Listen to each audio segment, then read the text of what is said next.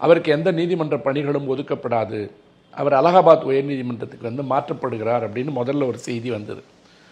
அவருடைய தாய் நீதிமன்றத்திற்கே அவர் மீண்டும் மாற்றப்படுகிறார் அப்படின்னு சொன்ன உடனே இங்கே ரொம்ப முக்கியமானது, அலகாபாத் உயர்நீதிமன்றத்தில் இருக்கின்ற வழக்கறிஞர் சங்கம், நீங்கள் என்ன எல்லாரையும் இங்கே கொண்டு வந்து போடுறதுக்கு அலகாபாத் உயர்நீதிமன்றம் ஒன்றும் குப்பை தொட்டி கிடையாது, இட்ஸ் நாட் எ டஸ்ட்பின், நாங்கள் ஏற்றுக்க மாட்டோன்னு அலகாபாத்தை சார்ந்த உயர்நீதிமன்ற வழக்கறிஞர்கள் சங்கம் அறிவிக்குது.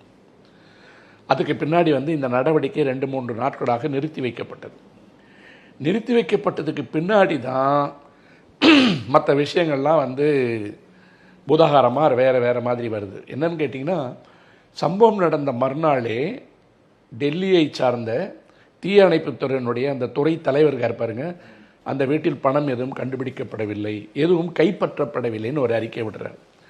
இந்த அறிக்கையை விடுவதற்கு இவரை நிர்பந்தப்படுத்தியது யார்? ஏன்னா இது அது எப்படி சொல்கிறது, உங்களுக்கு காட்சிப்படுத்தப்பட்டு வீடியோவில் எல்லா சேனல்லையும் வந்த பிற்பாடு பணம் இவ்வளோ ரூபான்னு வந்ததுக்கு பிற்பாடும் அங்கே ஒன்றும் கைப்பற்றப்படவில்லைன்னு சொல்லும்போது தான் தேவையில்லாமல் வேறு வழி இல்லாமல் டெல்லியை ஆண்டு கொண்டிருக்கின்ற பாரதிய ஜனதா கட்சி மேலே சந்தேகம் வருது. அந்த வரைக்கும் அந்த நீதியரசர் யாரோ, அவர் ஒரு நீதியரசர், அவ்வளோதான், அவர் மீது ஒரு குற்றச்சாட்டு.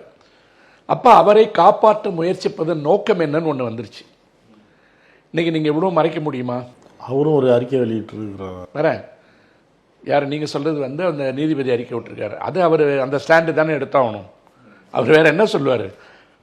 ஆமாம், நான் இந்த செலவுக்கு வாங்கினேன், அந்த செலவுக்கு வாங்கினேன், கடன் வாங்கினேன்னு சொன்னால் கூட 50,000 1 லட்சம் சொல்லலாம், 37 கோடி எதுக்கு வாங்கினேன்னு எப்படி சொல்ல முடியும்? ஆகவே அவர் ரொம்ப தீர்மானமாக இந்த பணத்துக்கு எனக்கு சம்பந்தம் இல்லை,